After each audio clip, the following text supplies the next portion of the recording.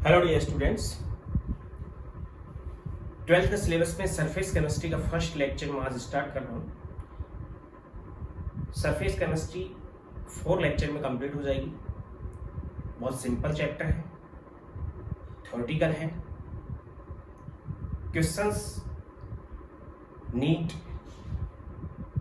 और जी mains advance सभी में पूछे जाते हैं। इससे बोर्ड के लिए भी बहुत ज़्यादा वेटेज रखता है ये चैप्टर। इसके अंदर बहुत डेफिनेशंस आती हैं, डेफिनेशंस और उनके सॉल्यूशंस होते हैं। मैथमेटिकल पार्ट इसमें नहीं है, बिल्कुल थ्योरेटिकल पार्ट है। सरफेस केमिस्ट्री एक्चुअल में सरफेस जो मैटर की 3 स्टेट्स होती हैं, सॉलिड, लिक्विड और गैस, उनमें से केवल 2 के पास होता है, सॉलिड के पास और लिक्विड के पास। गैस का कोई सरफेस नहीं होता। और इस चैप्टर के अंदर हम वो फिनोमिना स्टडी करेंगे जो सरफेस पे होती है, यानी सॉलिड के सरफेस पे या फिर लिक्विड के सरफेस पे जो फिनोमिनाज होती हैं, उनकी जो केमिस्ट्री डिजाइन की गई which is called surface chemistry. तो उसको मैं डिस्कस करता हूँ यहाँ पे।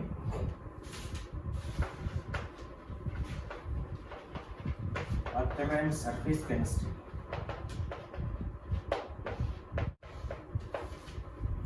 The branch of chemistry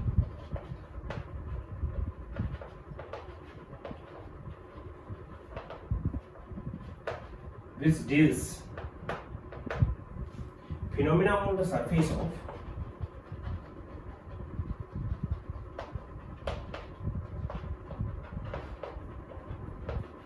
solid or liquids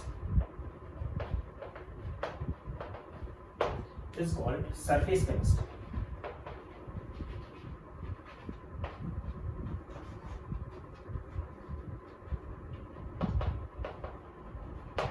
यानी कि केमिस्ट्री की वो ब्रांच जिसमें हम सरफेस पे होने वाली फिनोमिनाज या उसके ऊपर होने वाली जितनी भी एग्रीगेशंस, रिएक्शंस हैं, केमिकल हो सकती हैं, फिजिकल हो सकती हैं, उन सब की स्टडी इसमें करेंगे हम सरफेस केमिस्ट्री में। मैं बात करता हूँ सबसे पहले टॉपिक इसमें एडजॉर्प्शन। सरफेस केमिस्ट्री का फर्स्ट टॉपिक है एडजॉर्प्शन। उसका डिस्कशन कर रहा हूँ पहले।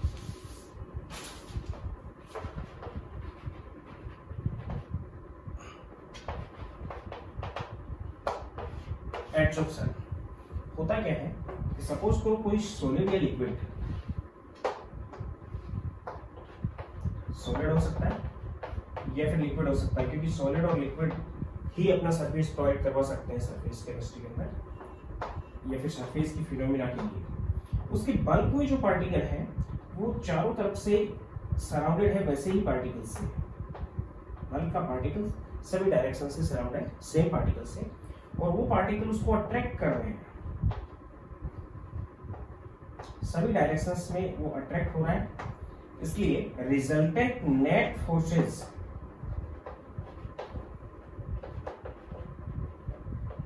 इसके ऊपर जीरो हो जाता है। लेकिन जो सरफेस पे पार्टिकल है वो केवल इन डायरेक्शंस से सराउंड है, जिससे उसका रिजल्टेंट नेट फोर्स जीरो नहीं हो पाता। रिजल्टेंट फोर्स की कोई ना कोई वैल्यू होती है, उसमें ग्रेटर देन जीरो होता है। उस रिजल्टेंट फोर्स को बैलेंस करने के लिए बाहर से कोई पार्टिकल, बाहर की जो पार्टिकल है जिनकी कोई ना कोई कंसंट्रेशन बाहर की तरफ होगी, विच कैन सॉलिड, लिक्विड और गैस, ये इसके ऊपर आके यहाँ पे एग्रीगेट या फिर एक्यूमुलेट होने लगते हैं। क्या करने के लिए? सरफेस के पार्टिकल्स के रिजल्टेंट फोर्सेस को बैलेंस करने के लिए। अलग मटेरियल की कोई पार्टिकल उसके सरफेस पे एग्रीगेशन करते हैं या एक्यूमुलेशन करते हैं, विच इज कॉल्ड एडजॉर्प्शन। इस प्रोसेस को हम नाम देते हैं एडजॉर्प्शन। यानी कि लेयर एक भी बन सकती है, एक से ज्यादा भी बन सकती है। लेयर कब तक बनेगी? जब तक कि रिजल्टेंट फोर्स बैलेंस ना हो। जो अपना सरफेस प्रोवाइड करवा रहा है, इस प्रोसेस को हम नाम देंगे एडजॉर्प्शन। सरफेस प्रोवाइड करवा रहा है विच इज एडजॉर्बेंट, और जो इसके सरफेस पे एग्रीगेट हो रहा है विच इज एडजॉर्बेट, इसको नाम देंगे एडजॉर्बेंट। यानी कि केवल सरफेस के पार्टिकल्स के रिजल्टेंट फोर्सेस को बैलेंस करने के लिए दूसरा मटेरियल अपने पार्टिकल्स को वहां पे एग्रीगेट करता है, और एग्रीगेशन की वजह से या एग्रीगेशन की जो प्रोसेस है उसको हम नाम देते हैं एडजॉर्प्शन। एडजॉर्बेंट आके चिपकता है और एडजॉर्बेंट जो होता है वो अपना सरफेस प्रोवाइड वहां पे करता है। इसके बाद मैं बात कर रहा हूँ, इसको डिफाइन कर देता हूँ यहीं पे लिख के।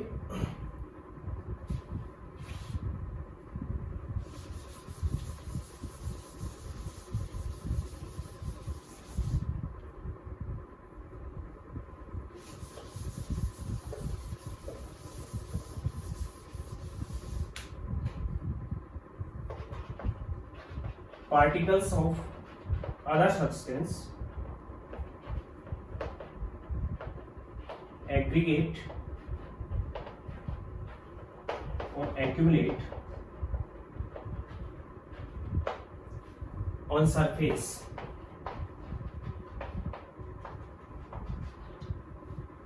of adsorbent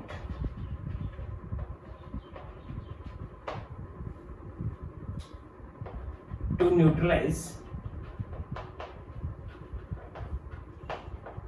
resultant forces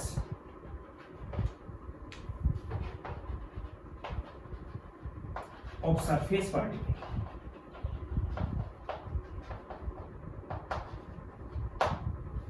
is called adsorption.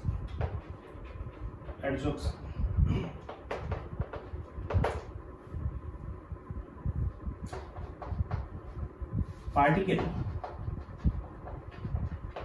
which aggregate or associate या फिर aggregate और accumulate are called adsorbate and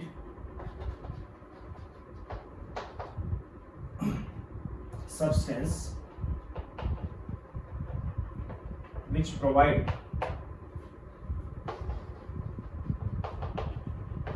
their surface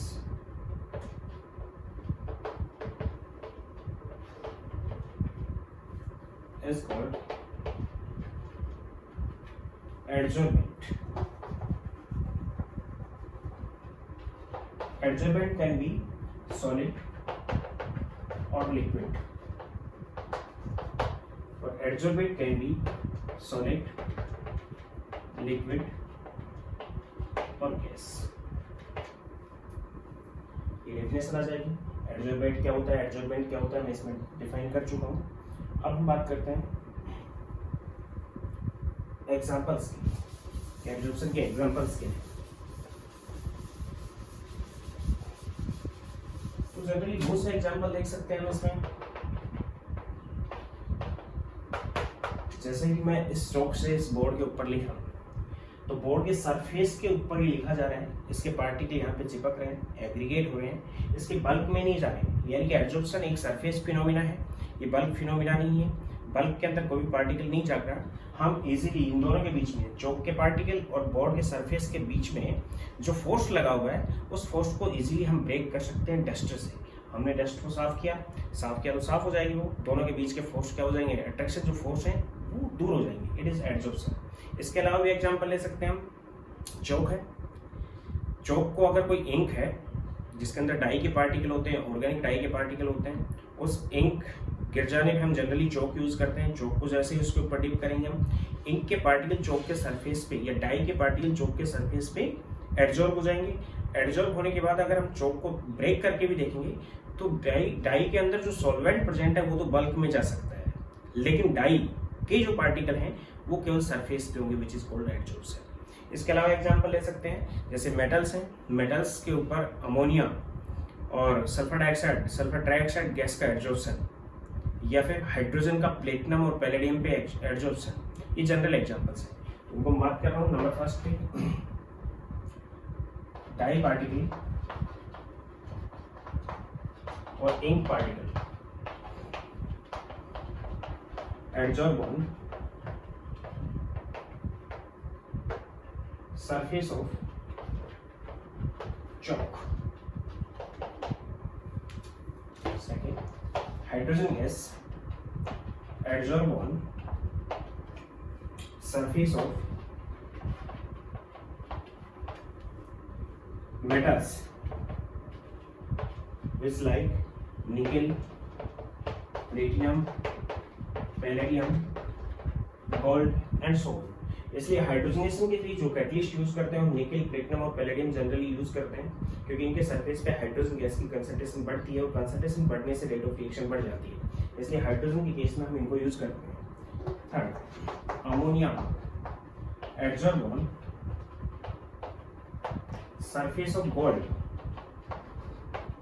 gold के सरफेस पे अमोनिया गैस एडजॉर्ब इसलिए होती है क्योंकि अमोनिया के पास नाइट्रोजन के पास एक लोन पेयर होता है और गोल्ड के पास वैकेंट डी ऑर्बिटल की प्रेजेंस की वजह से, या फिर गोल्ड के अंदर हाइड्रोजन इसलिए एडजॉर्ब हो जाती है, वहाँ पे वॉइड होती है, वॉइड के अंदर हाइड्रोजन फिट हो जाती है। ट्रांजिशन मेटल्स हाइड्रोजन को जल्दी एडजॉर्ब इसलिए करती हैं क्योंकि उनकी वॉइड्स के अंदर हाइड्रोजन एक छोटा मटेरियल है या छोटे मॉलिक्यूल है जो उसकी वॉइड्स के अंदर फिट हो जाता है, इसलिए वहाँ एडजॉर्ब हो जाता है। अमोनिया गैस अपना लोन पेयर है वैकेंट डी ऑर्बिटल में डोनेट कर देती है, जिसकी वजह से वहाँ पे वो एडजॉर्ब हो जाती है केमिकली। तो ammonia gas adsorb on gold surface.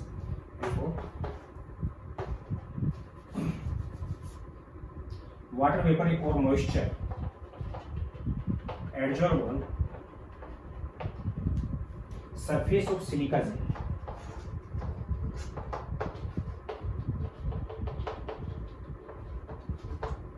Silica gel के सरफेस पे मॉइस्चर एडजॉर्ब होती है, इसलिए जनरली मॉइस्चर दूर करने के लिए हम सिलिका जेल या एक्टिवेटेड सिलिका जेल या एक्टिवेटेड चारकोल को हम रख देते हैं, जिसके ऊपर मॉइस्चर एडजॉर्ब हो जाती है। एयर को ड्राई करने के लिए इसको हम यूज कर लेते हैं।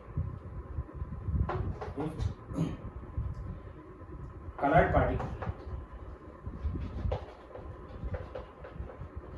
और dye adsorb on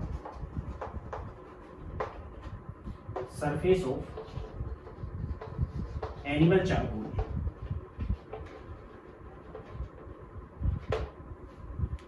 animal charcoal और बोन चारकोल।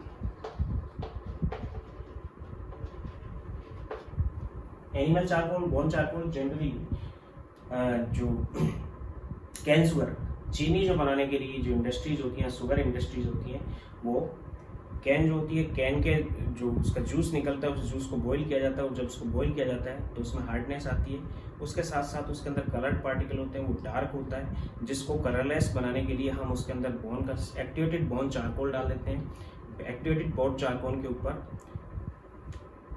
जो डाई पार्टिकल होते हैं या कलर्ड पार्टिकल होते हैं वो एब्जॉर्ब हो जाते हैं, जिनको हम सेपरेट कर लेते हैं और जो सॉल्यूशन आता है वो कलरलेस बन जाता है। तो इंडस्ट्रियल पर्पज से भी इसको यूज करते हैं। इसके अलावा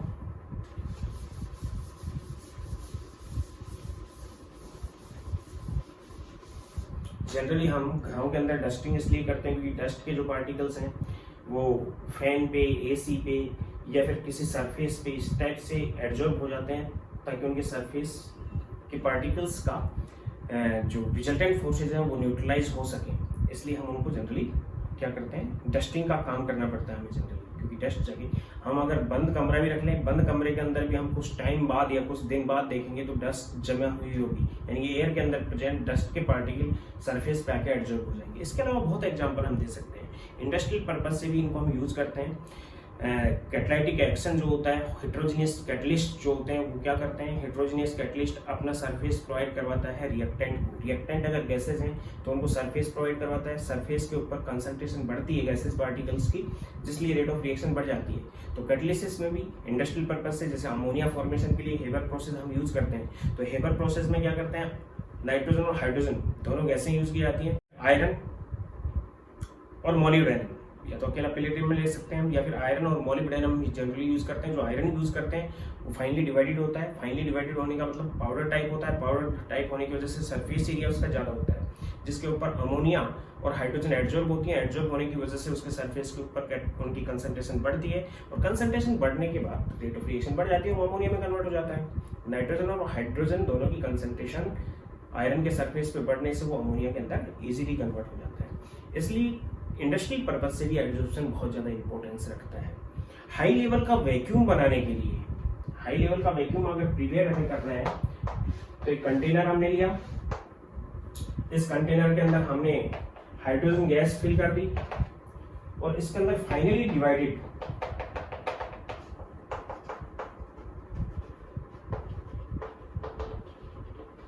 निकेल या फिर प्लेटिनम या फिर पैलेडियम रख दिया। तो हाइड्रोजन क्या करेगी, ये एडजॉर्ब हो जाएगी इसके सरफेस पे, इनके सरफेस पे एडजॉर्ब होगी, फाइनली डिवाइडेड है, इसका मतलब सरफेस एरिया बहुत ज्यादा है, सभी सरफेस पे हाइड्रोजन आ जाएंगे और ये कंप्लीटली क्या बन चुका होगा, वैक्यूम। और वैक्यूम हाई लेवल का बनाने के लिए हम इस प्रोसेस को यूज करते हैं। कहने का मतलब ये है कि हमें दिखाई नहीं दे रहा, लेकिन ये बोर्ड है और बोर्ड के सरफेस पे गैसेस पार्टिकल्स की कई लेयर बनी हुई होंगी जो हमें दिखाई नहीं दे रही है।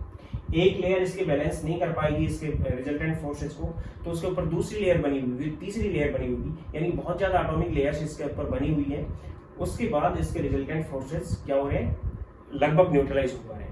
अगर पहली लेयर जो बनती है एडजॉर्प्शन में वो बहुत फास्ट बनती है और बहुत फास्ट बनेगी, तो उसके बाद दूसरी लेयर स्टार्ट होगी, फर्स्ट लेयर से क्या नहीं हो पा रहा, रिजल्टेंट फोर्सेस बैलेंस नहीं हो रहे, तो सेकंड लेयर बनेगी उसकी स्पीड कम होगी, थर्ड लेयर बनेगी उसकी स्पीड और भी कम होगी, फोर्थ लेयर जो बनेगी उसकी स्पीड और भी कम होगी, फिफ्थ लेयर बनेगी उसकी स्पीड और भी कम होगी, लास्ट जो लेयर बनेगी वो ऐसी लेयर होगी जो बनती भी रहेगी और हटती भी रहेगी, क्योंकि रिजल्टेंट फोर्सेस लगभग न्यूट्रलाइज हो चुके होंगे इतनी लेयर्स में। तो लास्ट लेयर जो बनती है उससे क्या हो जाएगा, एडजॉर्प्शन चलता रहेगा और डिसॉर्प्शन हटती भी रहेगी वहां से। तो एडजॉर्प्शन और डिसॉर्प्शन चलता रहेगा तो वहां एक इक्विलिब्रियम बन जाएगा जिसको हम बोलेंगे एडजॉर्प्शन इक्विलिब्रियम। और उस लेयर को, जो लास्ट लेयर है जो इक्विलिब्रियम में प्रेजेंट है, उसको हम बोलेंगे डिफ्यूज लेयर।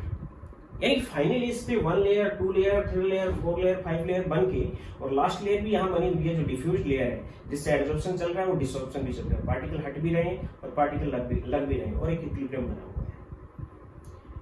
जितना सरफेस एरिया ज्यादा होगा उतना ही एडजॉर्प्शन की रेट ज्यादा होगी। यानी कि अगर किसी सरफेस को एक्टिवेटेड बनाना है हमें एडजॉर्प्शन के लिए, तो या तो उसको हम रबिंग कर देंगे, रबिंग करने से सरफेस एरिया बढ़ जाएगा, या फिर हम उसको क्या करेंगे, एक ऐसे सॉल्यूशन में डिप कर देंगे जो उसको क्या कर दे, रफ बना दे। रफ बनाएगा तो भी सरफेस एरिया ज्यादा हो जाएगा। क्ले यूज कर सकते हैं उसके ऊपर, सरफेस एरिया बढ़ा देगा। जैसे ये सरफेस है, इस सरफेस पे सपोज करो डस्ट इतना अच्छा चिपक नहीं पा रहा, तो इसके ऊपर हम ग्रीस की प्लेटिंग कर देंगे, ऑयल की प्लेटिंग कर देंगे। जैसे ग्रीस या ऑयल की प्लेटिंग कर देंगे इसके ऊपर, सरफेस बहुत ज्यादा एक्टिव वेट हो चुका होगा और डस्ट के पार्टिकल बहुत जल्दी आके वहां पे चिपकेंगे, एग्रीगेशन जल्दी करेंगे। तो हम किसी सरफेस को एक्टिवेटेड बना सकते हैं, उसको फाइनली डिवाइड करके, उसको रबिंग करके, उसको रब बना के, या फिर ऐसे सॉल्यूशंस में डिप करते हैं उसको कोलोइडल सॉल्यूशन में, ताकि कोलोइडल पार्टिकल वहां पे एडजॉर्ब इजीली हो सके। इसके बाद बात करता हूं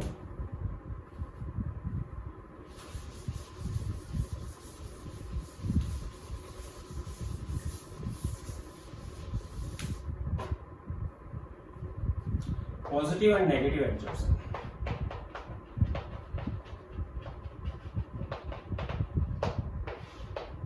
पॉजिटिव एडजॉर्प्शन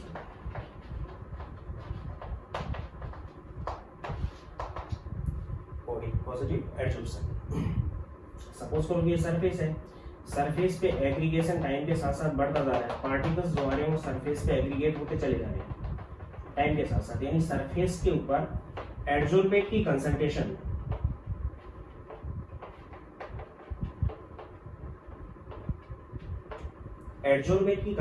सरफेस पर टाइम के साथ साथ अगर इंक्रीज हो रही है देन पॉजिटिव, और डिक्रीज हो रही है देन नेगेटिव। यानी कि increase concentration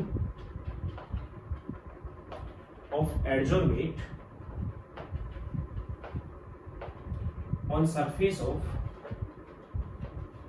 adsorbent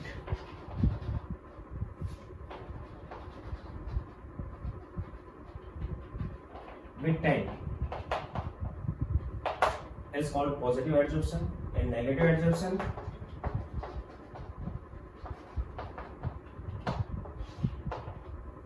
decrease concentration of adsorbate on surface of adsorbent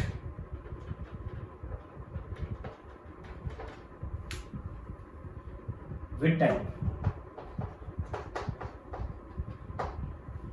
is called negative adsorption and it is also called desorption. इसको हम desorption भी नाम देंगे।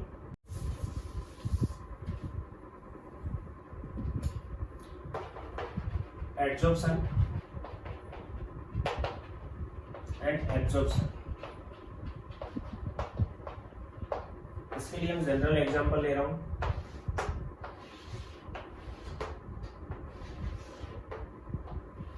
ये दो चैम्बर बना रखे हैं हमने, दोनों ही चैम्बर में वाटर वेपर है।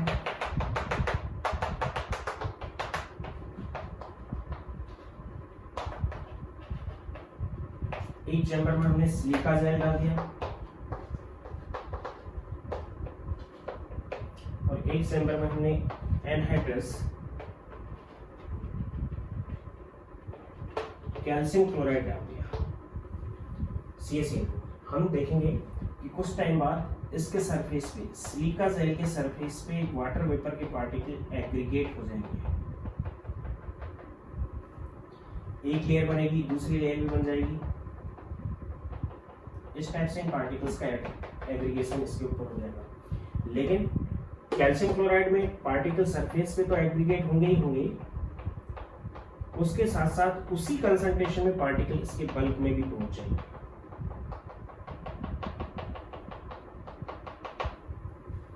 Then it is adsorption and it is adsorption. Then what difference between them? Note कर लेना as it is. In case of adsorption, the concentration of adsorbed particle on the surface only.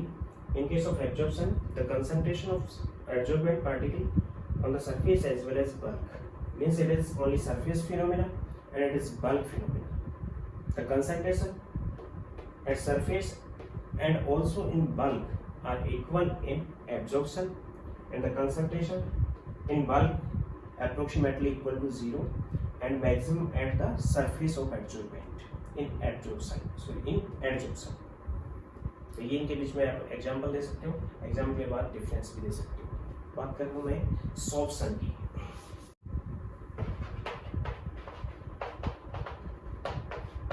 Sorption एक combining term है जो adsorption और absorption दोनों के लिए एक साथ रिप्रेजेंट होती है।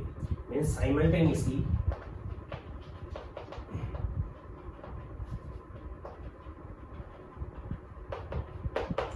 when adsorption and absorption take place, then term used sorption। Simultaneously जब एडजॉर्प्शन और एब्जॉर्प्शन दोनों हो रहे होते हैं तो हम जो टर्म यूज करते हैं वो टर्म यूज करते हैं हम सॉर्प्शन। इसका डिस्कस करता हूं मैं। Types of adsorption.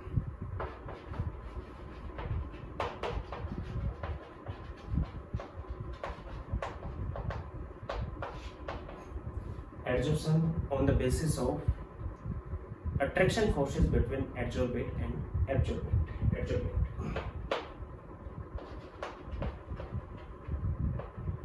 On basis of attraction forces between adsorbate and adsorbent। दो टाइप से डिवाइड किया इसको हमने, physical adsorption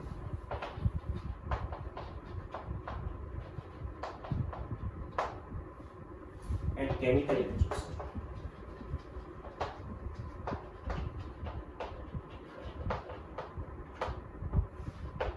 physical adsorption and chemical adsorption.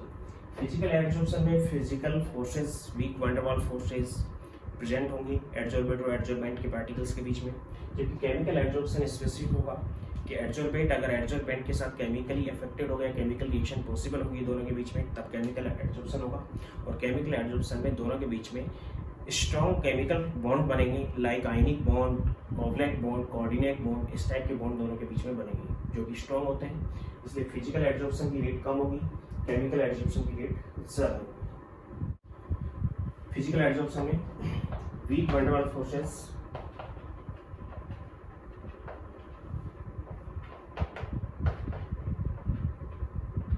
between adsorbate and adsorbent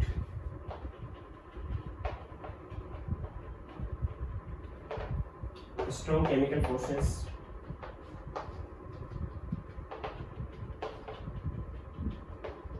between adsorbate and adsorbent। Example ले सकते हैं हम hydrogen gas on surface of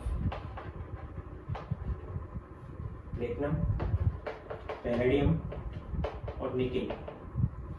example ले सकते हैं ammonia gas on surface of gold और transition metals.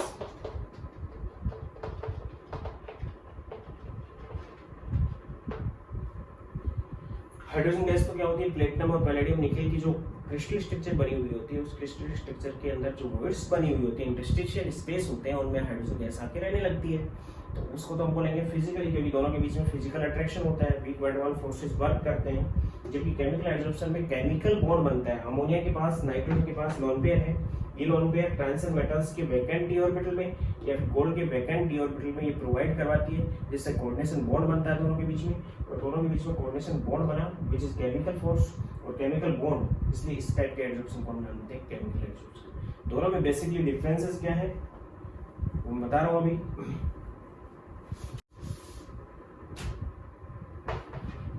Difference between physisorption and chemical sorption.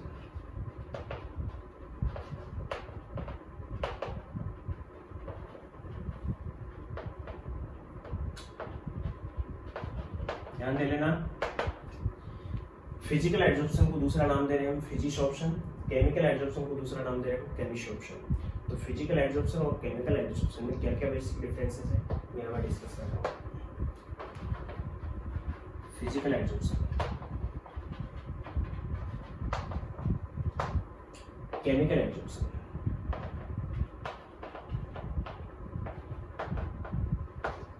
Number first, weak van der Waals forces.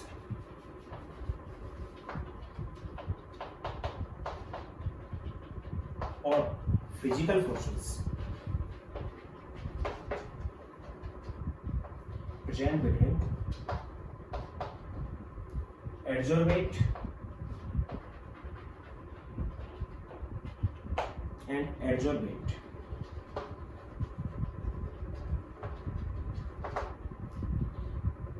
Strong chemical forces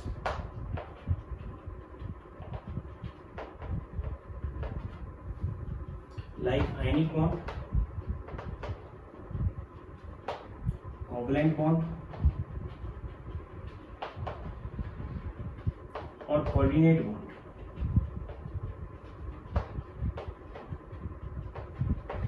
between adsorbate and adsorbent। इसमें जो weak van der Waals forces होंगे जिनमें dipole dipole interaction, dipole dipole या फिर dipole ion या फिर dipole induced dipole, ion induced dipole या फिर लंदन फोर्सेस टाइप के फोर्सेस इसके अंदर प्रेजेंट होंगे जिनकी एनर्जी कम होती है, जो वीक होते हैं। इसके अंदर स्ट्रॉन्ग बॉन्ड बनेंगे। Second, it is not specific,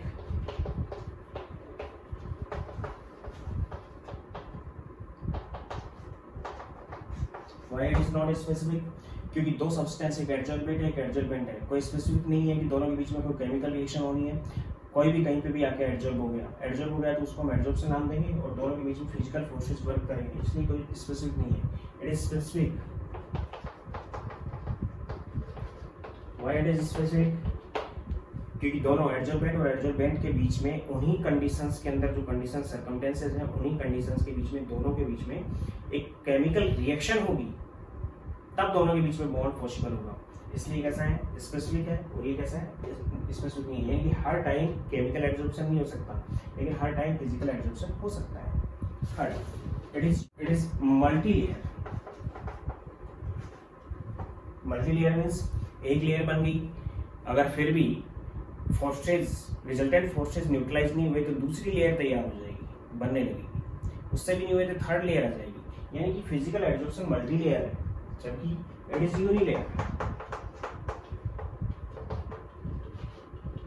ये केवल एक ही लेयर के लिए है कि एक लेयर बनाई केमिकली, जब लेयर से सरफेस कंप्लीटली ऑक्यूपाइड हो चुका होगा तो जो सेकेंड लेयर आएगी उसको सरफेस नहीं मिलेगा, एडजॉर्बेंट का सरफेस नहीं मिलेगा, वो सरफेस नहीं मिला तो दोनों के बीच में केमिकल रिएक्शन नहीं होगी। यानी कि फर्स्ट लेयर जो बनेगी वो केमिकल एडजॉर्प्शन से बनेगी, सेकंड लेयर जो बनेगी वो फिजिकल एडजॉर्प्शन से बनेगी। यानी केवल एक ही लेयर बन सकती है, वो केमिकल एडजॉर्प्शन से बनेगी। उसके बाद अगर फोर्स न्यूट्रलाइज नहीं हो पा रही तो उसको न्यूट्रलाइज करने के लिए नेक्स्ट लेयर जो आएगी वो फिजिकली आएगी। तो केवल यूनी लेयर है और ये मल्टी लेयर प्रोसेस है।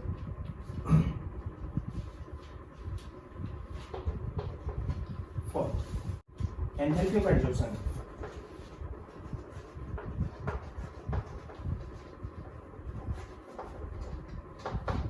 इज 20 to 40 किलोजूल पर मोल। यानी कि जो वैन फोर्सेज बनेंगे, फिजिकली वैन फोर्सेज हैं, उन दोनों के बीच का जो एंथैल्पी है या फिर उनके बीच में जो वीक बॉन्ड बना हुआ है या वीक अट्रैक्शन फोर्स है, उनकी एंथैल्पी 20 to 40 किलोजूल है, जो कि बहुत कम रेंज की है। जबकि इनके अंदर एडजॉर्प्शन की enthalpy of adsorption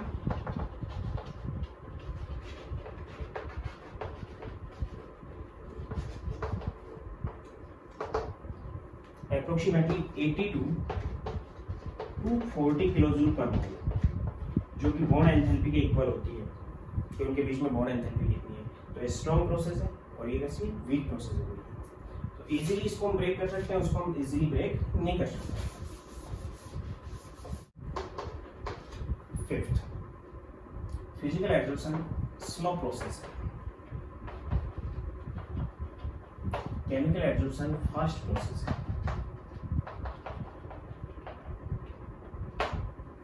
chemical reaction होगी वो फास्ट होगी और फिजिकली पार्टिकल आके एडजॉर्ब हो रहा है, फोर्सेस वीक है, तो प्रोसेस कैसे देगी, slow. No need of activation energy.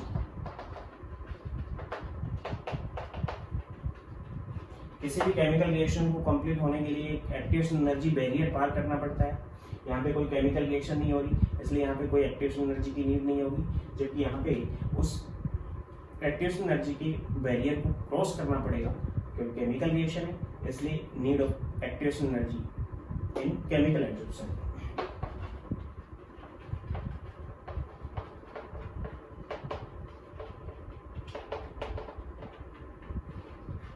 यहाँ पे एक्टिवेशन एनर्जी की नीड है। नेक्स्ट,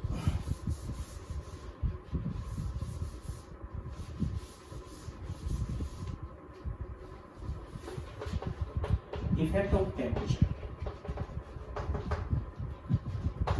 फिजिकल एडजॉर्प्शन पे टेम्परेचर का इफेक्ट होगा। वीक फोर्सेस हैं, जैसे ही हम टेम्परेचर राइज करेंगे, टेम्परेचर राइज जैसे ही करेंगे तो फोर्सेस ब्रेक होंगे, तो एडजॉर्प्शन हो रहा था तो डिसॉर्प्शन में कन्वर्ट हो जाएगा, पार्टिकल वहां से हटने लगेंगे। यानी कि टेम्परेचर बढ़ाने पे फिजिसॉर्प्शन की रेट डिक्रीज होगी। Increase in temperature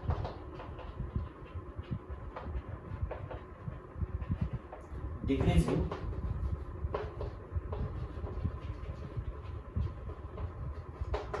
rate of physisorption।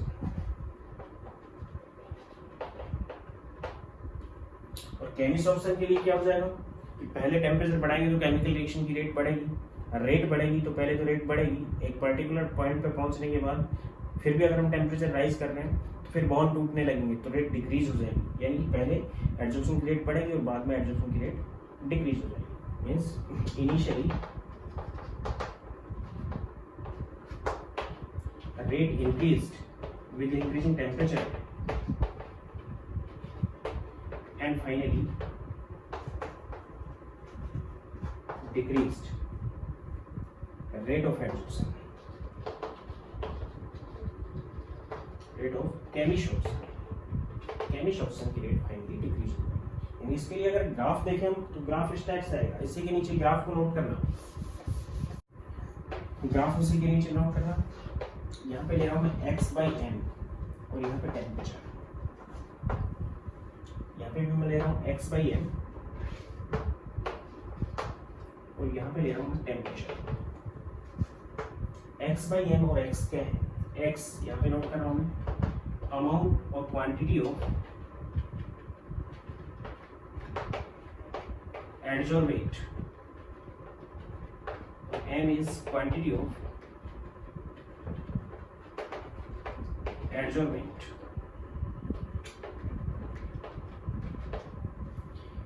यानी कि x क्वांटिटी ऑफ एडजॉर्बेंट है, वेट है, और ये क्वांटिटी ऑफ एडजॉर्बेंट है।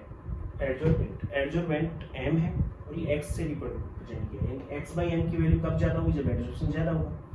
Means x/m is quantity of adsorption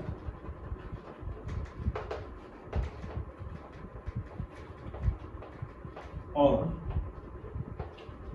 rate of adsorption also. Quantity of adsorption भी है और रेट ऑफ एडजॉर्प्शन भी है। तो टेम्परेचर के साथ इसमें तो क्या होगा? डिक्रीज होगा। तो रेगुलर टेम्परेचर के साथ इसके अंदर अगर देखें हम तो पहले टेम्परेचर के साथ बढ़ेगा और फाइनली फिर डिक्रीज हो जाएगा। इस टाइप के ग्राफ है ये। यहाँ पे तो क्या होगा? रेगुलर बॉन्ड या weak one two force break होगी और यहाँ पे इंक्रीज होगी पहले रेट ऑफ रिएक्शन, और फाइनली जब टेम्परेचर बहुत ज्यादा हो चुका होगा उस टाइम वो बॉन्ड्स जो बने हुए उन दोनों के बीच में वो टूटने लगेंगे और डिसॉर्प्शन स्टार्ट हो जाएगा। इसलिए पहले बढ़ता और फिर घट जाएगा। ये कांस्टेंट प्रेशर पे लिए गए ग्राफ है। Then these are isobars. ये आइसोबार है और ये भी क्या है? आइसोबार है। कांस्टेंट प्रेशर पे फिजिक्स ऑप्शन में एक ग्राफ आएगा और केमिस्ट्री ऑप्शन में ये ग्राफ आएगा। 8 नंबर पे effect of pressure.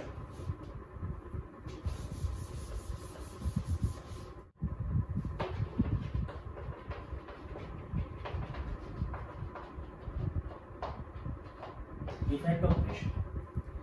Effect of pressure में मैं जो बात कर रहा हूँ वो कर रहा हूँ एडजॉर्बेंट हमने ले रखा है गैस और एडजॉर्बेंट है तो सपोज करो सॉलिड है। x/m प्रेशर के साथ x/m क्या है? रेट ऑफ एडजॉर्प्शन प्रेशर के साथ इस टाइप से वेरी करेगा। इसके केस में भी x/m प्रेशर के साथ इस टाइप से ही वेरी करेगा। It is isothermal. Constant temperature पे लिया गया ग्राफ है। इसको भी हम क्या नाम देंगे? Adsorption isothermal.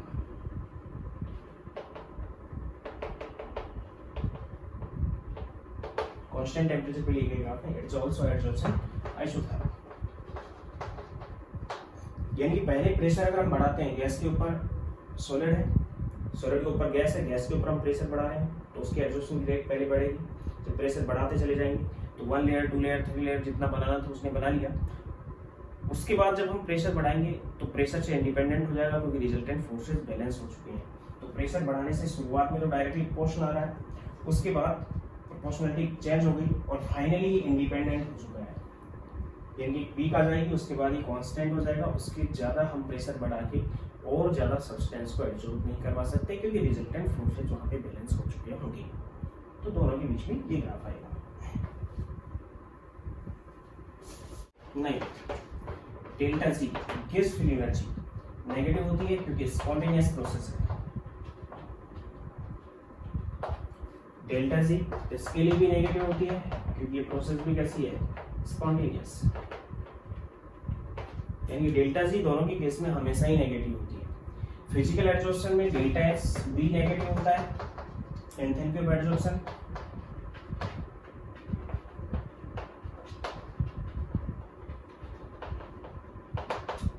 और डेल्टा एस भी नेगेटिव होता है, एंट्रोपी ऑफ एडजॉर्प्शन।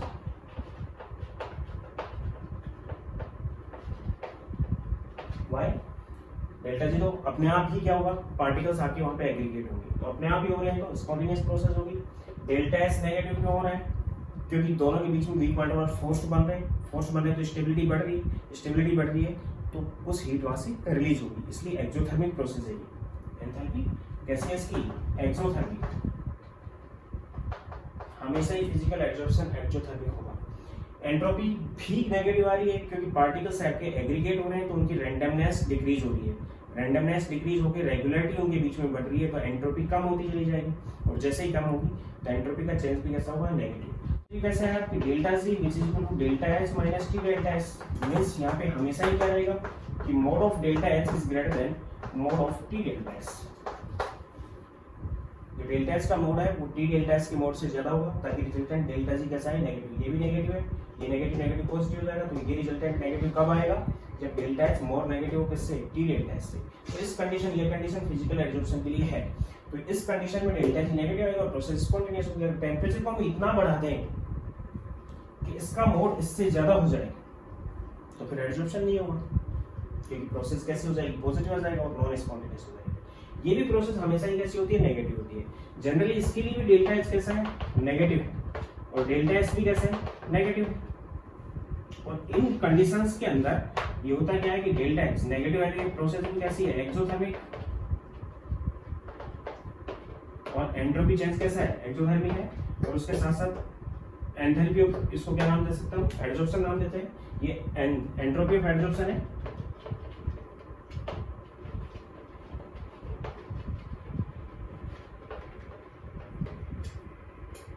तो इन कंडीशंस में डेल्टा जी किसके इक्वल हो गया? Delta G equal to delta H minus T delta S. तो डेल्टा एच का मोड यहाँ पे टी डेल्टा एस के मोड से ज्यादा होगा, लेकिन बहुत कम कंडीशंस ऐसी बनती है, यानी जनरली ऐसी कंडीशन बनती है कि ऐसा होता है, लेकिन बहुत कम कंडीशंस में ऐसा हो पाएगा कि जिनके लिए डेल्टा एच कैसा हो? पॉजिटिव हो। यानी कि केवल कैनिश ऑप्शन में बहुत कम कंडीशंस ऐसी बनती हैं रिएक्शंस की जिनके लिए डेल्टा एच की वैल्यू कैसी हो? पॉजिटिव। तो प्रोसेस कैसी हो? एंडोथर्मिक। प्रोसेस कैसी हो? एंडोथर्मिक। और डेल्टा एच कैसा हो? एच भी पॉजिटिव हो जाता है, और जब ये पॉजिटिव हो जाता है तो delta G which is equal to delta H minus T delta H होता है। उन कंडीशंस में डेल्टा जी को नेगेटिव रखने के लिए डेल्टा एच का मोड कम होता है टी डेल्टा एच के मोड से, यानी प्रोसेस उन कंडीशंस में भी कैसी होगी? स्पॉन्टेनियस। तो आपको यही बताना है कि डेल्टा जी नेगेटिव होता है, डेल्टा एच नेगेटिव होता है, डेल्टा एच नेगेटिव होता है, और डेल्टा एच का मोड टी डेल्टा एच के मोड से ज्यादा होता है, जिसकी वजह से रिजल्टेंट ये स्पॉन्टेनियस प्रोसेस आती है। इन कंडीशंस में भी डेल्टा जी नेगेटिव रहेगी, और अगर ये दोनों पॉजिटिव है तो फिर मोड चेंज हो जाएंगे। मोड चेंज मतलब टी डेल्टा एच का मोड ज्यादा रहेगा डेल्टा एच से, उस कंडीशन में डेल्टा जी नेगेटिव हो जाएगी। लेकिन प्रोसेस हमेशा ही स्पॉन्टेनियस होगी अगर कोई एब्जॉर्प्शन प्रोसेस है तो, चाहे वो केमिस्ट्री ऑप्शन है चाहे वो फिजिक्स ऑप्शन है। एग्जाम्पल दे सकते हैं इसकी। डिफरेंट टाइप की गैसेज हैं, किसी भी सरफेस पे एब्जॉर्ब हो जाती हैं, विच इज फिजिकल एब्जॉर्प्शन, या फिर डाइज के ऊपर, जैसे एग्जांपल दिया मैंने, डाइज के पार्टिकल या कलर्ड पार्टिकल होते हैं बॉर्न चारकोल पे या फिर एनिमल चारकोल के ऊपर एब्जॉर्ब होते हैं। इसके एग्जांपल दे सकते हैं हम कि अमोनिया गैस है वो मेटल्स के सरफेस पे एब्जॉर्ब होती है, या फिर ऑक्सीजन जो गैस होती है वो हीमोग्लोबिन का जो पार्टिकल है उसके ऊपर एब्जॉर्ब होती है, वो केमिकली होती है, वहां से हट भी जाती है, कोऑर्डिनेट बॉन्ड बना के होती है। कार्बन डाइऑक्साइड भी ऐसा करती है। तो एब्जॉर्प्शन की प्रोसेस थी। अब मैं बात कर रहा हूँ इसमें कि एब्जॉर्प्शन को कौन कौन से फैक्टर अफेक्ट करते हैं।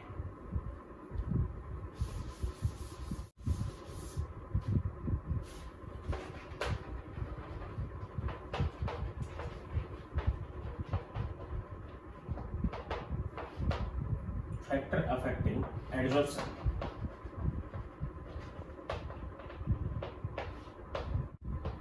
Number first, nature of adsorbate. और एडजॉर्बेट जनरली मैं यहाँ पे गैस की बात कर रहा हूँ, गैस और सॉलिड की बात कर रहा हूँ। मैं यहाँ पे एडजॉर्बेट को ले रहा हूँ जनरली गैस और एडजॉर्बेंट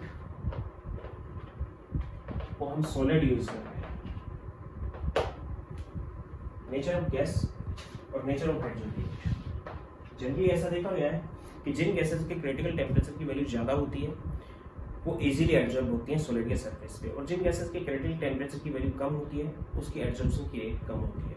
मींस नेचर पे डिपेंड करेगा गैस की वेट। यानी critical temperature Tc is equal to 8a/27 RB होता है, जो क्रिटिकल टेम्परेचर होता है। A depends upon forces, van forces या फोर्सेस बिटवीन देम, और बी जो पार्टिकल होता है पार्टिकल के फोर्स पे डिपेंड करता है, यानी कि यहाँ पे प्रेशर करेक्शन किया गया था और यहाँ पे गैस के लिए वॉल्यूम करेक्शन किया गया था। वॉल्यूम करेक्शन में बी और प्रेशर करेक्शन में ए। और pressure correction depends upon inter particle forces, और वॉल्यूम करेक्शन डिपेंड कर रहा था कि उसका कितना वॉल्यूम है, एक मोल पार्टिकल्स का या एक पार्टिकल का कितना वॉल्यूम है उसके ऊपर डिपेंड कर रहा है। तो मैं एक ही बात कर रहा हूँ, यानी कि gases which have higher critical temperature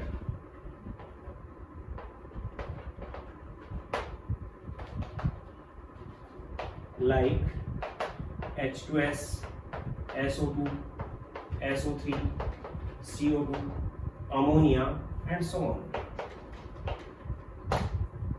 are easily adsorb on surface.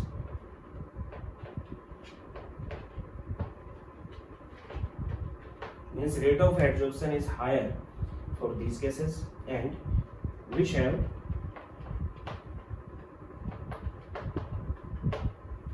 low critical temperature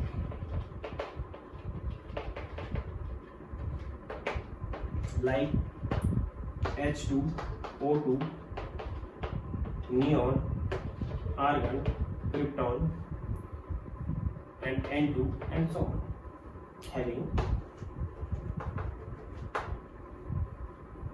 low rate of adsorption.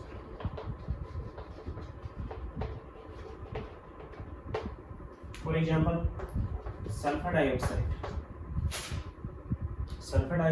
जिसका क्रिटिकल टेम्परेचर 630 केल्विन है, इसी की बात कर रहा हूँ। मीथेन जिसका 190 केल्विन है क्रिटिकल टेम्परेचर, और हाइड्रोजन जिसका 33 केल्विन है क्रिटिकल टेम्परेचर, यानी कि एडसॉर्प्शन की रेट क्या आ जाएगी,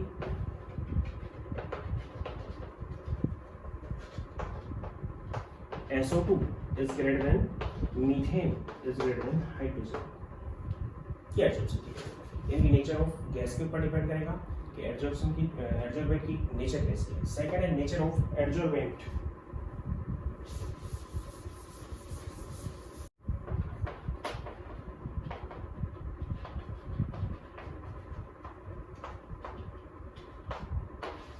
एडसॉर्बेंट हम सॉलिड यूज कर रहे हैं।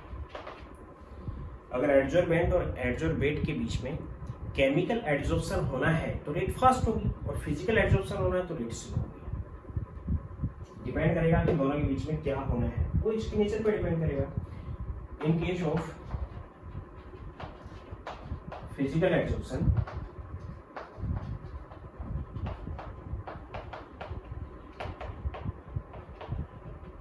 rate is slow, and in case of chemisorption rate is fast। chemisorption में rate fast। थर्ड टेम्परेचर, जिसका इफेक्ट मैं पहले ही बता चुका हूँ। टेम्परेचर फिजिसॉर्प्शन में x/m क्या है मैं कंप्लीट क्लियर कर चुका हूँ। x इज अमाउंट ऑफ एडसॉर्बेंट, और दोनों का जो रेशियो है वो किसके ऊपर डिपेंड कर रहा है, रेट ऑफ एडसॉर्प्शन पे या फिर अमाउंट ऑफ एडसॉर्प्शन पे। और टेम्परेचर के बीच में ग्राफ प्लॉट किया हमने, तो फिजिकल एडसॉर्प्शन के लिए ये है, और ये आइसो बार है। इसी टाइप से x/m और टेम्परेचर के बीच में जो ग्राफ आ रहा है वो इस टाइप से बढ़ रहा है और फिर घट रहा है, ये भी आइसोबार है। ये केमिसॉर्प्शन में होता है ऐसा। क्यों हो रहा है मैं आपको क्लियर कर चुका हूं। फोर्थ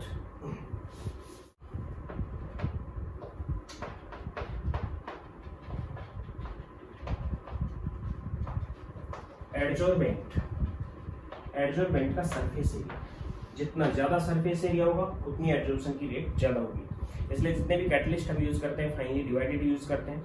फाइनली हेटेरोजेनियस जो कैटलिस्ट है उसमें फाइनली डिवाइडेड हम वो यूज करते हैं ताकि वो पाउडर शेप में हो। पाउडर शेप के अंदर उनका सरफेस एरिया ज्यादा होगा, जिसलिए एडसॉर्प्शन की रेट ज्यादा होगी। मींस रेट ऑफ एडसॉर्प्शन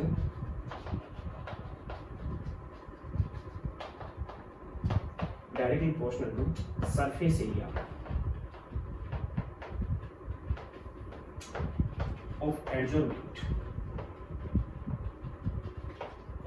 के सरफेस एरिया पर डिपेंड करेगी। Fifth, pressure. ध्यान दे लेना, हम एडजॉर्बेंट गैस ले रहे हैं और एडजॉर्बेंट को यूज किया हमने सॉलिड।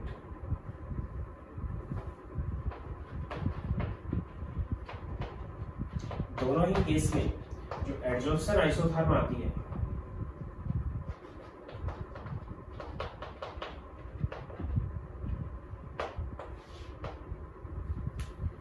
अगर हम ग्राफ नोट करें x बाई एम, x क्या है m क्या है मैं आपको क्लियर कर चुका हूँ, एंड टेम्परेचर के बीच में, तो ग्राफ इस टाइप का आता है।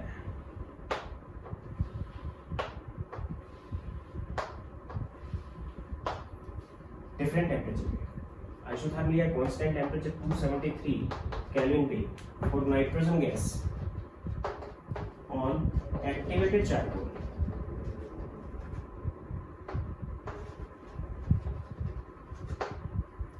It is 210 kelvin, 195 kelvin, 73 kelvin. यानी टेम्परेचर अगर कम करते जाते तो एब्जॉर्प्शन की रेट तो बढ़ जाएगी, क्योंकि फिजिकल एब्जॉर्प्शन हो रहा है इसका, एक्टिवेटेड चारकोल के ऊपर नाइट्रोजन गैस का फिजिकल एब्जॉर्प्शन हो रहा है। तो उस कंडीशन में टेम्परेचर कम करने पे एब्जॉर्प्शन की रेट बढ़ेगी, लेकिन पर्टिकुलर टेम्परेचर पे शुरुआत में क्या रहेगी, डायरेक्टली प्रोपोर्शनल, फिर मॉडरेटली और फिर इंडिपेंडेंट हो जाएगी। इस टाइप का ग्राफ आता है जिसको हम नाम देते हैं absorption isotherm. Means generally graph क्या हुआ, जनरली ग्राफ इस टाइप का है।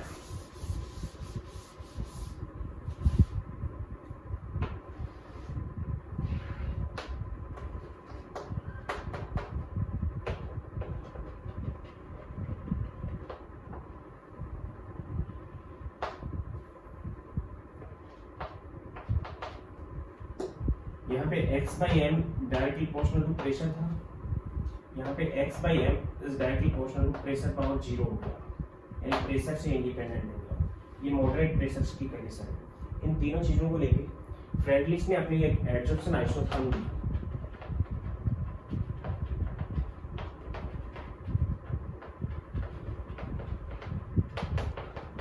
आइसोथर्म मींस कांस्टेंट टेम्परेचर पर लिया गया ग्राफ, फ्रेडलिच एब्जॉर्प्शन आइसोथर्म। इसी के अंदर है प्रेशर के इफेक्ट में।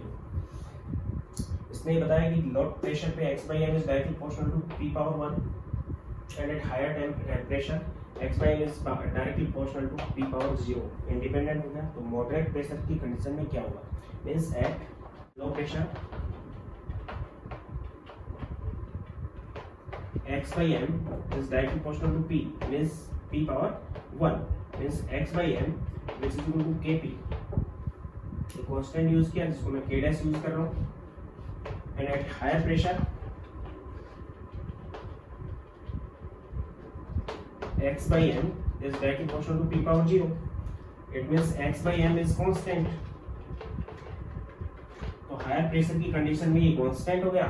ये आइसोथर्म है, कांस्टेंट टेम्परेचर पे लिया गया ग्राफ है, x by m directly proportional to p power 0, constant हो गया।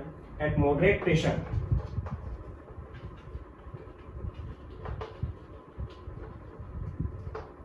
x by m is directly proportional to p power 1 by m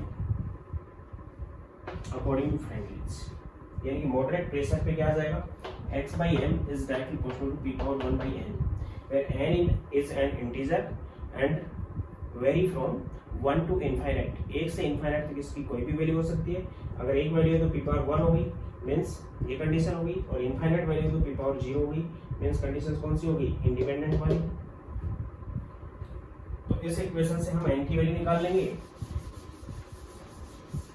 इस इक्वेशन को इस टाइप से ओपन कर दिया मैंने, x by m which is equal to k p power 1 by n, log ले लिया इसका, log of x by m which is equal to log of k plus 1 by n log of p। इस equation को नाम देते हैं हम Freundlich absorption isotherm equation. इस इक्वेशन को straight line equation y is equal to c plus mx की form में देख लेते हैं। y एक्सिस पे log x by m और x एक्सिस पे log p, इन दोनों के बीच में हम ग्राफ प्लॉट करते हैं। ग्राफ एक स्ट्रेट लाइन आता है जिसका स्लोप 1/n और इसका इंटरसेप्ट log k के इक्वल होगा। तो ग्राफ इस टाइप से आएगा। यहाँ पे बनाता हूँ x एक्सिस पे और y एक्सिस पे। y एक्सिस पे हमने यूज किया log ऑफ x/m और x एक्सिस पे ले लिया log ऑफ p, यानी कि x/m और p के बीच में ग्राफ नहीं है, log ऑफ x/m और log ऑफ p के बीच में ग्राफ एक स्ट्रेट लाइन होगा जिसका slope tan theta which is 1/n, slope n के इक्वल होगा 1/n और इंटरसेप्ट जो होगा वो log k के इक्वल होगा। ये इंटरसेप्ट है log ऑफ k, यानी कि इंटरसेप्ट के एंटी लॉग से k की वैल्यू और स्लोप से हम n की वैल्यू कंसीडर कर लेंगे इससे। तो इस टाइप का ग्राफ आता है फ्रेंडली एब्जॉर्प्शन आइसोथर्म के अंदर कि मॉडरेट प्रेशर की कंडीशंस में ये कंडीशंस रहेंगी। ये सभी एब्जॉर्प्शंस के लिए एप्लीकेबल नहीं है। तो फिर एक नया एब्जॉर्प्शन दिया गया लैंगम्यूर एब्जॉर्प्शन आइसोथर्म, जो नेक्स्ट लेक्चर में डिस्कस करूंगा क्योंकि लेक्चर थोड़ा लेंथी हो गया है ये। इसके साथ साथ मैं यहाँ पे एक कंडीशन और बता देता हूँ कि अभी तक हम बात कर रहे थे कि एडजॉर्बेंट गैस है और एडजॉर्बेंट सॉलिड है, लेकिन मैं एक कंडीशन ले रहा हूँ। सपोज करो मैंने एक एग्जांपल दिया था अभी कि ये जूस है ऑफ कैन, गन्ने का जूस है जिसको हमने बॉईल किया। बॉईल करने के बाद इसके अंदर डार्क पार्टिकल्स होते हैं या फिर डाइस पार्टिकल्स होते हैं, यानी कि कलर्ड होता है, ब्लैकिश होता है, जिसको सेपरेट आउट करने के लिए यानी कलर के पार्टिकल इसके अंदर सब जगह रहेंगे, जिसको सेपरेट करने के लिए हम यहाँ पे बोन्स के चारकोल को ऐड कर देते हैं।